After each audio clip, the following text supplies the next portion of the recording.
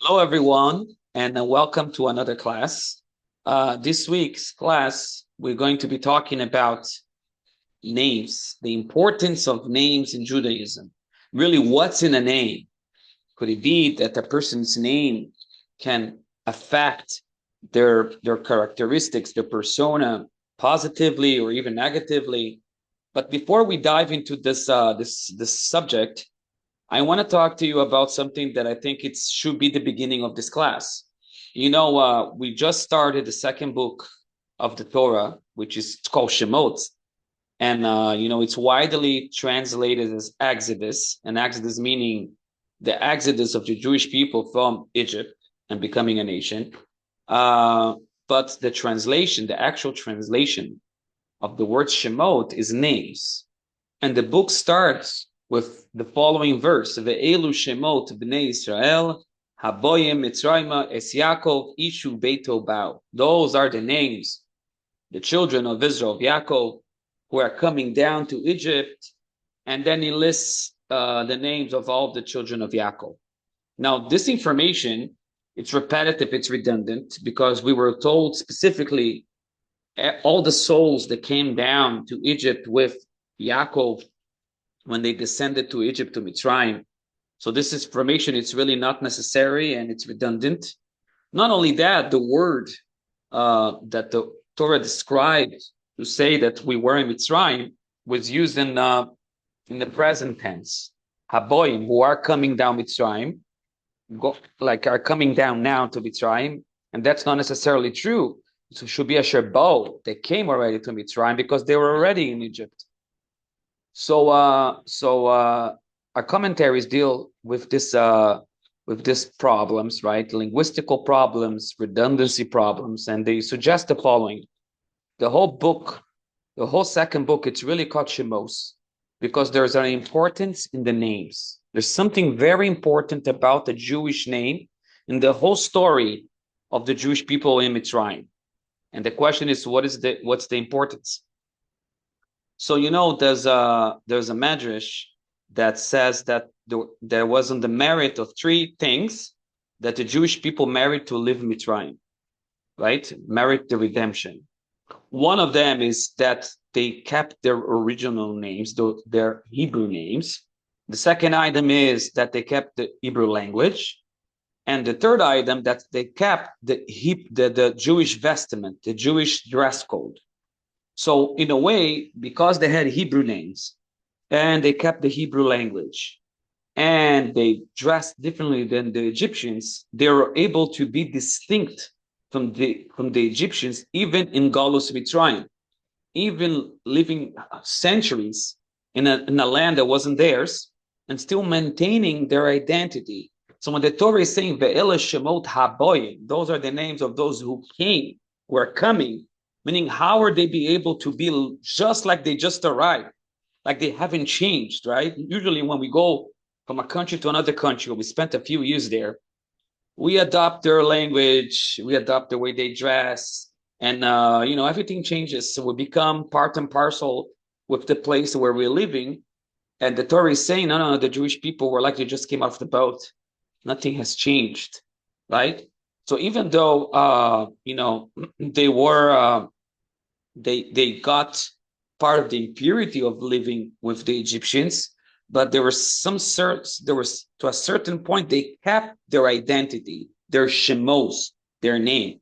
It looks like and one of the most important things really, it's keeping a Jewish name. You see how when you keep a Jewish name, it makes you distinct from the rest of the people. There's something in the holiness of the name himself that keeps you distinct from the rest of the nations. We say this in the Agada. Vayusham legoy gadol, they were there, a great nation, right? As the pasuk says, Atzum v'rav, and the Agada says, Melamed shehoyu mitzuyonim sham. It's to teach us they were distinct, right? We were distinct from the Egyptians, and since we were distinct, really gave the impression that we were like a very big nation among the Egyptians.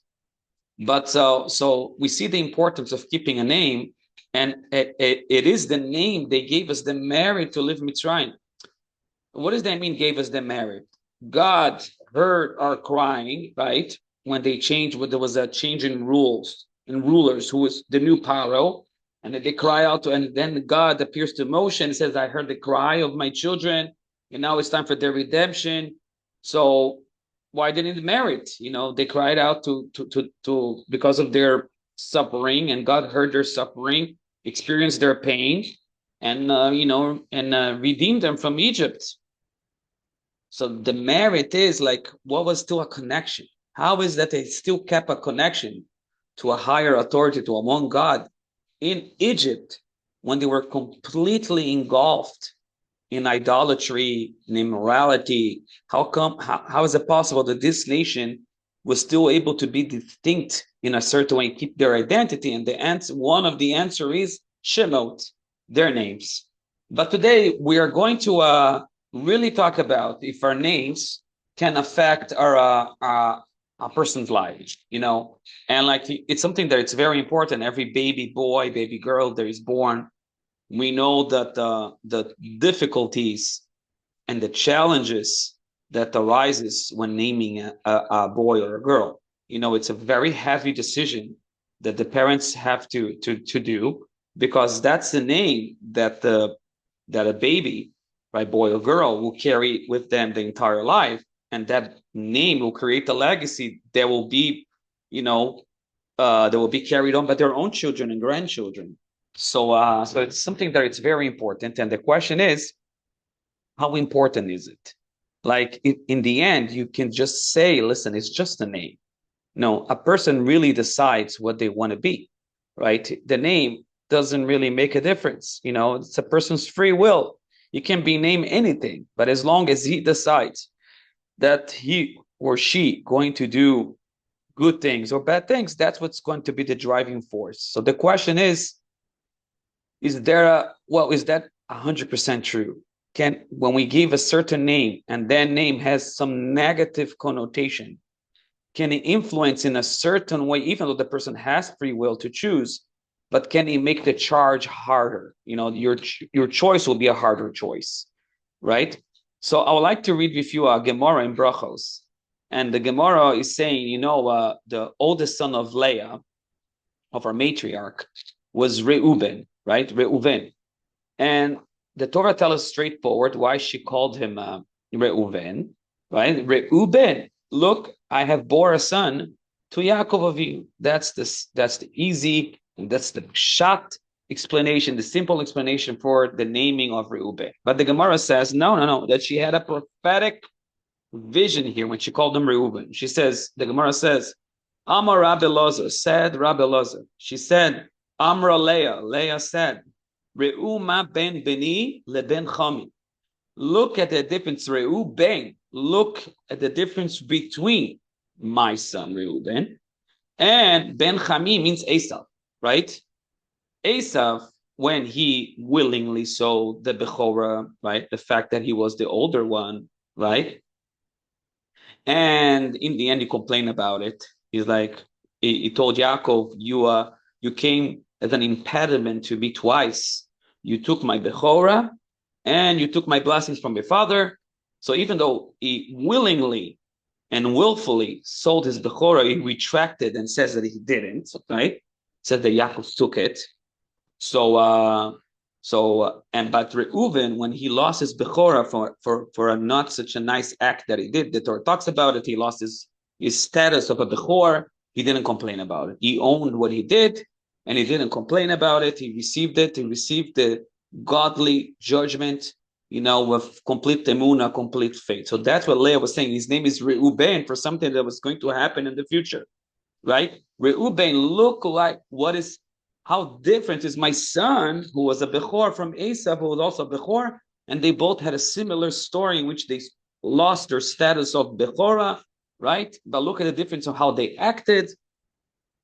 And from here, the Gemara says that we know for a fact that a person's name can impact how they are going to be, because his name was Reuben, that he was going to be different from. He was able to be different from Esau. That's what the Gemara is suggesting, that his name had something to do with his choices, right? as the Gemara said. The Gemara also says, we have another righteous woman, and she was called Ruth the Moabite, right? David HaMelech comes from Ruth.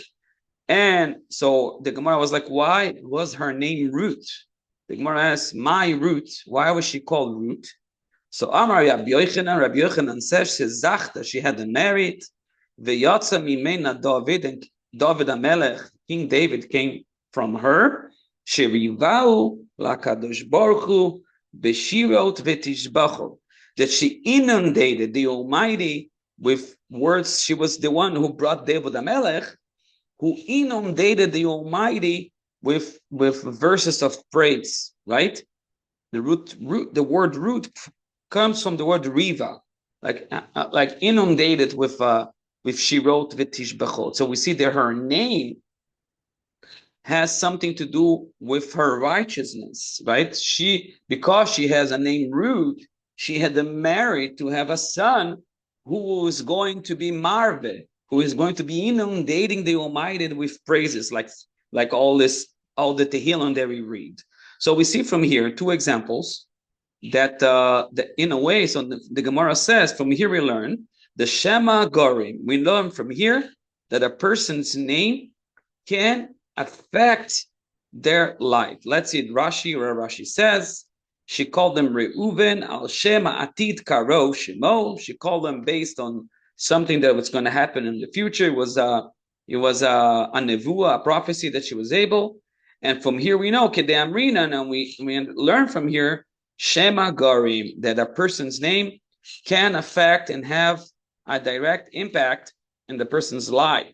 So addressing from this Gemara, and our question was, can someone's name impact their life for good or for bad? So we have two examples from the Gemara in Brachos, that definitely Reuven and Ruth their names were impacted by the names that they had. In the case of Reuven, impacted his actions, and in case of Ruth, worked in a way that impacted her, David HaMelech, who came from her. So it's very interesting to know that Gemara is saying, yes, there is an impact. A person's name can affect their lives. There's another Gemara in Yuma, and the Gemara brings a lengthy story, and I'm not going to get into the entire details of the story. You can look at yourself. It's Pei Gimel Amud Beis. It's 83b in Masechet Tractate Yuma, and the Gemara is discussing an incident that happened with Rav Meir, Rabbi Yehuda, and Rabbi Yossi. So those three sages went on a road, and they needed to find a place to lodge, to spend the weekend, right? So when they got to this place, right, they wanted to stay. So Rav Meir, the Gemara says, Haya Dayek Bishmo. He would always try to analyze. He was very zealous in analyzing the person's name, right? Before entrusting him in lodging there and keeping his goods, he would ask the person's name and kind of get a hint of the person's real personality and how the person really is. So they asked the name of the owner of the lodge where they were staying, and he says that his name was Kidor. So then Ramei says that he was not going to leave his belongings, his money, with this person who is named Kidor, because his name suggests that he's not such a righteous person. So the Gemara asks, how did he know that Kidor was not going to be such a righteous individual? He might, in the end, take off all of his belongings. So Rab Meir quoted a pasuk, and he says, Kidor tapuchot ema. He says, in Sefer Devarim, Moshe Rabbeinu was talking about future generations, and he says, the future generations were going to be generations with uphold values, with messed up values. Dor tapuchot ema. And the word Kidor, meaning a generation, sounds like Kidor, and it's talking negatively about the Jewish people there, like they're going to have inverted values. So the word Kidor in Torah means something negative, and therefore he didn't trust the owner, Rabbi Yossi and Rabbi Yehuda, who did not have the gift or did not hold by analyzing people's names. They did give them their belongings, and it came down that when they wanted the belongings back, this Kidor person denied ever receiving them, but Rameir had no loss because he didn't trust him. So the Gemara brings down, and I don't want to read the whole thing. The Gemara says that so Rabbi Yossi and Rabbi Yehuda came to Rameir. It's like this: if you knew that this person was going to deal with us unfairly, why didn't you specifically warn us? So Rameir answered them. He didn't know for sure. Like he had a hunch. He had a hunch based on his name. He didn't know for sure. Therefore, it wasn't enough to warn to deliberately say that this person was a wicked individual, an individual who doesn't deal fairly. But it was enough for him to not to want to engage in dealings with that person. But this is another piece of Gemara in which we see clearly that a person's name has some sort of effect. It really affects the person's way of life. His name was Kidor, and there's a negative pasuk of the name Kidor, and we know in a way that it affects. We see that it affects. There's a medrash, and I can't really quote exactly what the medrash is. There's a medrash that says, there was an individual in Torah. His name was Korach. Korach was Moshe's cousin. And that he rebelled against Moshe. He argued that Moshe was really an anarchist. He was holding down the whole power, and he only nominated people who were really close to him. And he started a whole revolution against Moshe. We know the story. And the question is, why is that Korach came to be a person like that, even though he had everything, right? Korach, Oshir Aya, our sage says that he was a very wealthy individual. So you can say, well, he had wealth, but he didn't have power. But why did he come to be such an individual? And the Gemara and the Medrash says that Korach actually was named after one of the grandchildren of Esau. If you look in Bereshis, when we're talking about all the great grandchildren of Esau, we have Aluf Korach, right? So since he was named by a grandchildren of Esau, that will cause them in a way to have a more difficult challenges in really subjugating to his better senses, and he was more leaning towards his bad senses. So there's another proof from Gemara, from a piece of Gemara, that you see that a name of a person can have an influence on how they are going to be. Interestingly enough, there's another piece of Gemara that talks about this Gemara, which I'll read with you. It's a Gemara in Rosh Hashanah, and the Gemara is discussing 4 ways in which a person can annul evil decrees, right? So the Gemara says, "V'amar Rav Yitzchak," in the name of Rav Yitzchak, "Dalet Vorim Mekarim Zardino Shelodom." There are 4 things that can cut a bad judgment on a person, can annul, right? But not if Chas v'Shalom, a person was had a bad heavenly decree against him. So the Gemara says, what are the 4 things, the 4 items? So Elohem tzedaka, tzeaka, shinoi Hashem, v'shinoi masi. Translation: a person can involve himself with charity, giving charity. A person can pray really hard, like a hard prayer, which called tzeaka. A person can change his name, shinoi Hashem, and the highest of the things that a person can do, it's change their acts. Shinui Maaseh. And the Gemara brings a proof for every one of those situations to prove that you can change, you can rectify, even if there was a Gzardin, even if it was already something decreed against you, that you can nullify it, or you can at least push it for later. So the Gemara asks, how do we know when a person changes a name, you can change a decree? So the Gemara brings the story that we know from Avram and Sarah. Avram and Sarah couldn't have children.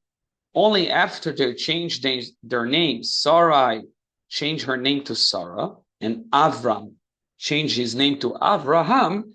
So they were able to have a child, Yitzchak, right? So we see that a person's name can really affect their model, can have effects on their luck. Like we're translating mazel as luck, but it's not really that. But it can change his situation. It's like Abram was not supposed to to bear a child, but Avram, yes. Sarah, no, but Sarah, yes. So just by changing a name, immediately a person can have a gzar din, a decree changed, because it's not their name, it's a different name. So we see the importance of a name. We also, halachically speaking, when a person is chas v'sholem is ill and very sick, so we based on this Gemara, it's there where there is an halacha.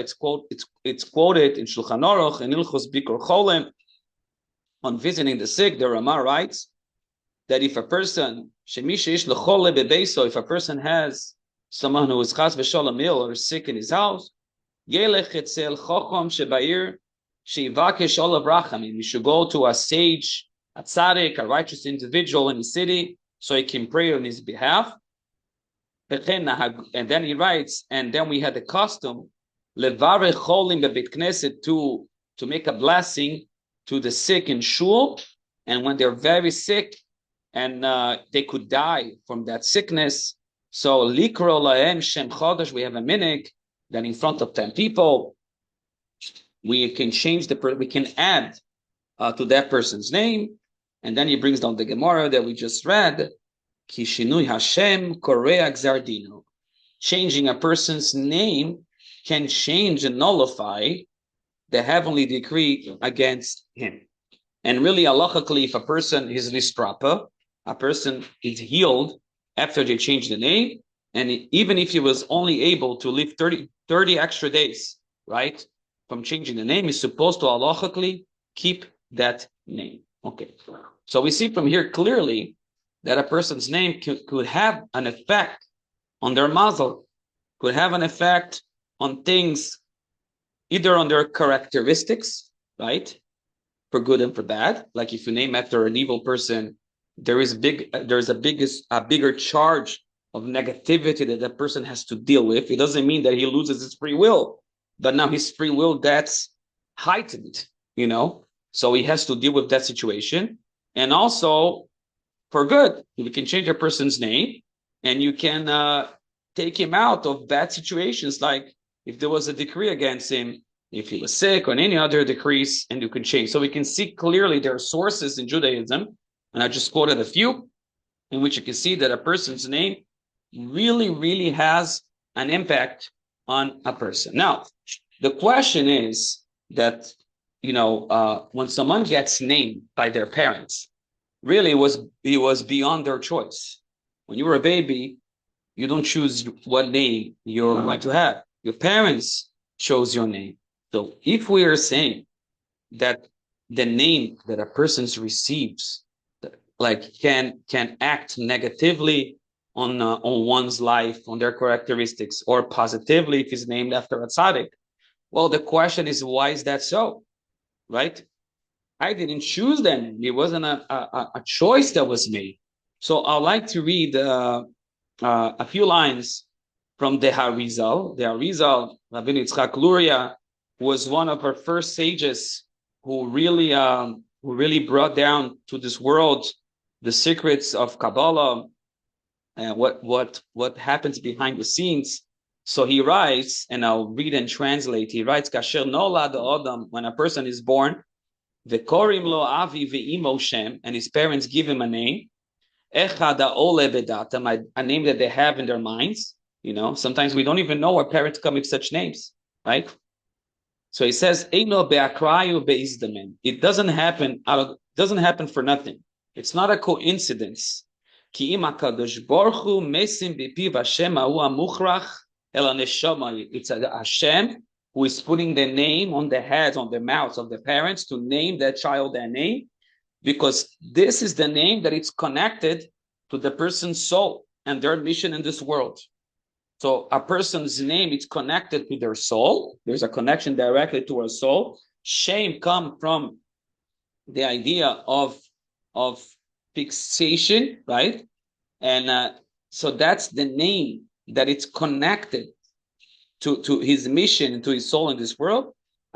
And then like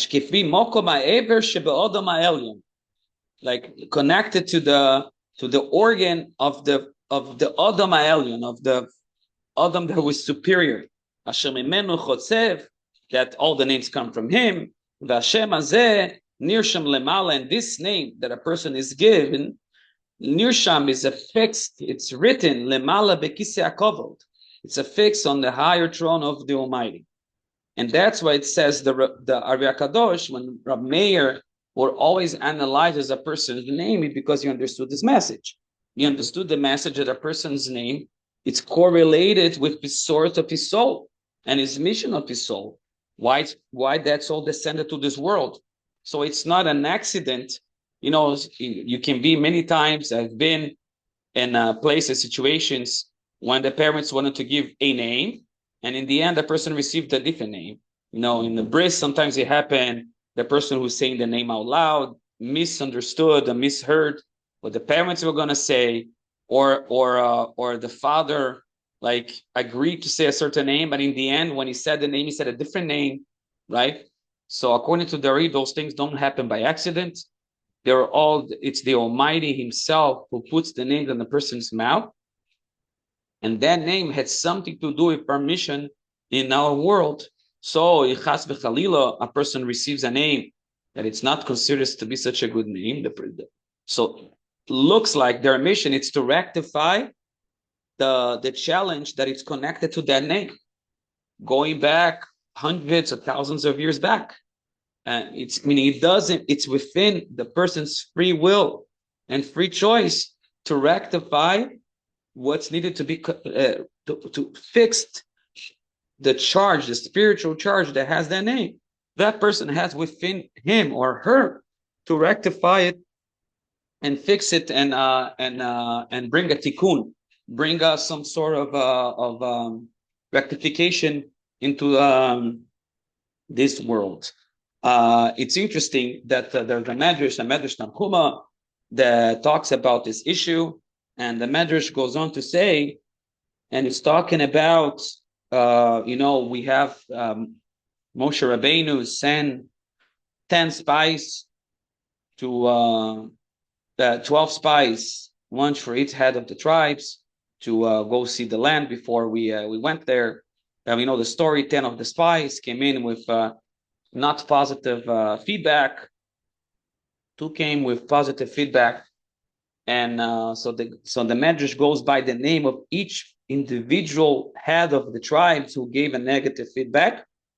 And for that, the Medrash starts off by saying, Le'olam ivdok adam b'shemos. A person should always be careful to investigate the names, leave no, and to choose a good name for his son or daughter, araui liot tzaddik, who is appropriate, a name that it's appropriate, that a person should be a righteous individual.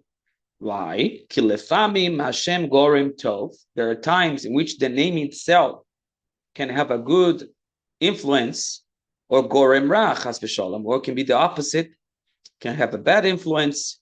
Like we find on the Meraglim, and the Medrash goes on and to expand on each of the names of the Meraglim to see how their name actually had a connotation for something that was negative. So not only so, that's another source that we see the impact of a person's name. There is another book. It's called Magid Mishorim, and over there he says clearly that a person should give names to children who are connected with righteousness and the correct path. So if you name someone Avram, it's more likely that a person will be connected to doing chesed, right? Like Avram was about chesed. And if you call someone Yosef, that person is going to be one who can deal with the challenges of immoralities, like Yosef was able to deal. And also it's going to be a person who is make sound financial decisions like Yosef did. And like the other's name as well, we should always give name of tzaddikim, or righteous individuals, because this could affect a person's soul when you give him the name. So there's also a Zohar, a Kodesh, who says it brings effect on one person that his name was Elazar, and he wasn't from a frum house, but the parents gave him the name El Azar, right? which means God helps, right? So Venasa Bal Tshuva Gomor, and he became a complete observant person. He went back to the correct pathways and keeping the Torah and its laws. And the reason, the Zohar says, the reason this person, the laws, was able to become a Bal Tshuva, the Shema Gorim, his name actually helped him because his name means God helped. She'akel Zoro. So therefore, and this is the Pele Yoetz writing a very famous book, and he says, "V'lachen ish tov, a good person, ifchar leaniach lebonav shem tov, he should choose a good name for his children, right? In order that a person should have good effects on their personality." The question is, and of course we can go with this. Try to learn a little further. If you look, and it's very interesting that in Torah, we don't find that our forefathers name after their parents. They all had new names. Like Yitzchak didn't name his child like Yaakov and Esav. He didn't name one of them Abram, right? There's Yaakov and Esav. And all the children, Yaakov named his 12 children. None of them were named Yitzchak. They all had different names. So it's puzzling, to see that they didn't name after their own parents. Like we have the custom of naming after our parents, the Ashkenazim after deceased parents, right? And we call after the name to give honor. And the Sfardim do it even in life, right? But we definitely don't see that by the Avos. We don't see it by the forefathers, that they named them, their children, after their parents or great parents or great grandparents. We don't see that. So it's very uncommon, right? There are a few exceptions, but it's for a different class. But I'd like to read a Medrash, and the Medrash talks about it. The Medrash, when he talks about Aver, says Aver had 2 children, and one of them he called Peleg.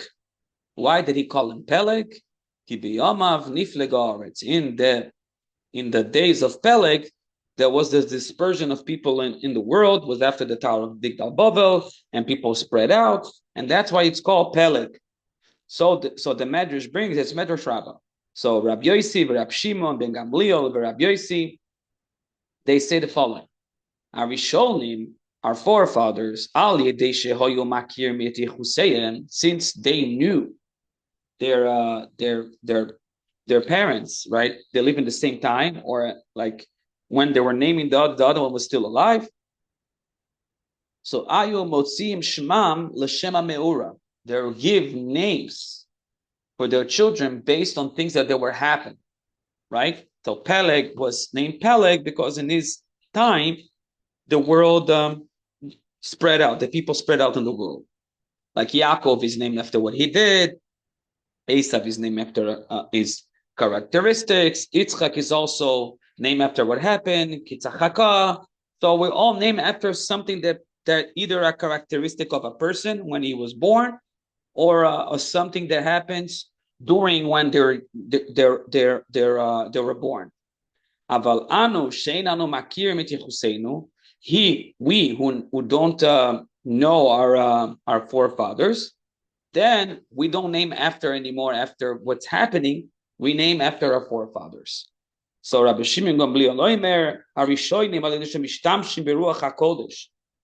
Our forefathers, because they use divine inspiration, right, to do everything. So Ayum Motzim L'Shem HaMeora, they can use the correct divine inspiration to give names according to what was happening. But Avalanu, but us, we don't use divine inspiration. We don't have divine inspiration. So therefore, the best thing for us is to name after our forefathers, righteous forefathers and mothers, right? So we see something very interesting, because they had divine inspiration, and their divine inspiration was able to give the name that was appropriate for their person, who really gave us the atmos, the essence of a person. Their name represented their essence, so they could name by what was transpiring, or by divine inspiration of what they understood that was transpiring. We lack That's divine inspiration. We don't have it. So therefore, we already give name by people that we know already who are righteous, right? We don't use our divine inspiration to think, oh, this is going to be something that's going to define their essence. We're going to give names by people that we know that their essence is poor. It will give a good influence to the person that we are naming. It's interesting, that the Ashkenazim have a custom in which they don't name, talking about names, the same idea. There is a tzavo shel Rabbi Yehuda Chosid. Rabbi Yehuda Chosid, he enacted a few customs, a lot of them were adopted by Ashkenazim Jews, and one of them is that a person doesn't marry a woman doesn't marry a chatan, a potential husband who has the name of her father, and a chatan doesn't marry a girl who has the name of his mother, right? So it happens very often in shidduchim when you're going out, and when you find out, you're looking for a shidduch for your daughter or your son, and then one of the questions Ashkenazim ask, well, what's the name of her father? What's the name of his father, or whatever the case is? And once we know that there is an exact name, one of the names, and then we're like, okay, so that's not going to happen anymore because of this ruling of Rabbi Yehuda Chosid. Obviously, we have to ask, what's the problem in it, right? What is that a guy cannot marry the girl that has his mother's name, or vice versa? A girl cannot marry the guy who has her father's name. So the Baal Torah T'mima explains that it gives two explanations. One of them is it's chisoron in kavod. It will be a diminishing respect to our own parents. So back on those days, people really lived kind of together. The same houses are close. Today we live in different states and we live in different countries. Back on those days, it was more close knit. People lived together, or people didn't really have the funds to have different housings for all the families. So what would happen could be a situation in which, like, a guy who was married with a girl who had his mother's name was calling his mother's name by her name, or a private name, in her presence. And that's a problem with kaved avicha ve'simecha. The Torah says you have to honor and give respect to your parents, and that's the reason why not only Jews, everywhere in the world, we don't call our parents by their names. We call them Abba and Ima, Tati and Mami, right? Or whatever language you want to use, Mommy and Daddy. We don't call them by their name because it's really one of the principles of the Aseret Dibros that we do. We owe honor to our parents, and calling them by their private name, it's a lack of honor. According to some of our legislators, it really will be a prohibition, and that's why Rabbi Yehuda Chosid, he enacted this prohibition. Okay, so it's another interesting topic. So we see the importance of a name, that it can even affect to the point that that it looked like it could be such a match, but in the end we're refraining from the match because it could cause a lack of honor from one of the sides. We're not going to get into it. But there are many responses that our legislator deals with. For example, what about? Oh, by the way, before I continue, that's why the Ashkenazim don't name children, right, after grandparents who are still alive, because if you name your son or daughter after grandparents who are still alive, it could be a scenario, most likely will be a scenario, in which you are calling your parents by their private name, because that's also the name of your son or your daughter. So that's why the Ashkenazim don't do it. Only after they're not alive anymore, then we can proceed to do that, because not only it's not a lack of honor, it's giving honor, because we're giving continuity to their names. It looked like the Sephardim were not stringent about. They didn't adopt this minhag of this tzava or Rabbi Yehuda Chosid, and they name it alive. They think it's more honor when it's alive, because the father can see during his life that it's a continuity to his legacy, not only after he passes away from this world. There are many questions that would arise here. that our stages, our legislators deal with, and one of them is like naming after a person who died young. Let's say you had a grandmother, grandfather, or something, and they didn't have a long life. They were sick. So can you name after someone who experienced suffering in this world? Would that mean that if you name it your grandchild, the grandchild, your child, like that, could affect them in that sense? So the legislators deal with this idea just because the importance of the name, right? And the importance that this name carry. And they also deal with the idea, well, could you name it after that person, but not thinking of that person per se, because there are more people who have that name. So let's say the grandparent's name is, I'm just giving an example. The grandfather's name is Abraham, right? So that this specific Abraham died very young from a disease, had a life of suffering, and now you had a child and you want to name after your father, who is Abraham. So can you name him after Abraham? But when you're naming him, your kavanah, your intention is like, listen, it's the name Abraham, but not necessarily my grandfather Abraham, right? And I'm talking about Abraham Avinu, like, or a different Abraham who was a tzaddik, right? And that's the Abraham that I'm referring to. So our legislators talk about it. They also talk about it when we're using names and we modify them. Does that still can you still get the good influence of the name? For example, someone had a grandfather, and the father and grandfather's name was Shlomo, right? And he passes away, and now you have a dog, like a year after, and you want to name it, after the grandfather passed away. But for a baby girl, a name Shlomo, right? It's a boy's name. So what do? You name a Shlomit, or you're going to name a Shlima. There's a few examples. So the question is, it's not the exact name. And since it's not the exact name, and let's say your grandfather Shlomo was a tzaddik, but like his name wasn't Shlima and his name wasn't Shlomo. So was that going to give honor, number one, because you're modifying his name? And number two, it's really going to affect anything because it's not the exact name. And the question also, it's can go forward. What if after you name your daughter Shlima or Shlomit, right? Assuming it's appropriate to do so, but now you have a boy, right? And now you want to name him Shlomo, right? Because the other one is Shlomit or Shlima. Can you name him Shlomo? Well, does that sound like your daughter's name? And you should really not give the same name for your children. Is there a prohibition in giving the same name for your children? Just as a curiosity, there's a Gemara in Suvos who talks about a certain rabbi who had two children who he named Mar. Mar means Mister, right?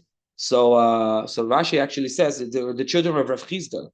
So Shnei Bani Mayula Rav Chizda, two children Rav Chizda had, Vishneim Shavim, and both of them he called them Mar, right? But people used to call the older one, right, Mar Keshisha, and the younger one Mar Yanuka. One was the older one, was the older Mar, and one was the youngest Mar. So you can see you can actually do call two children with the same name, and it's not a problem in kavod. But you could rule the same thing. If you already gave the name by Shlim or Shlomo, nothing impedes you to call them now to call the name Shlomo. So to wrap it up, we can see the importance of a name in Judaism. It's so critical. It makes part of the essence of a person when you name them. So there's also a lot of responses about naming our children non-Jewish names. Can you name in non-Jewish names? Because definitely, when we say that we were able to merit living like marrying the Geula, the redemption, because we kept our names. So we see that's connect us to our Jewish identity. And when you're naming a child a non-Jewish name, in a way, you're severing that connection and that identity. Can you do it? So there's responses about it.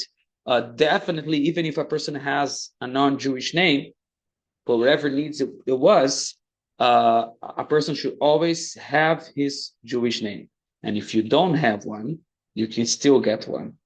Even a girl or a boy, doesn't matter what age, You go to the nearest shul, the nearest rav, and he will guide you on how to choose a name that is appropriate, and name you have a Shem Beisrael, have a name that is shayach, that is connected to Klal Yisrael, to the rest of the Jewish nation.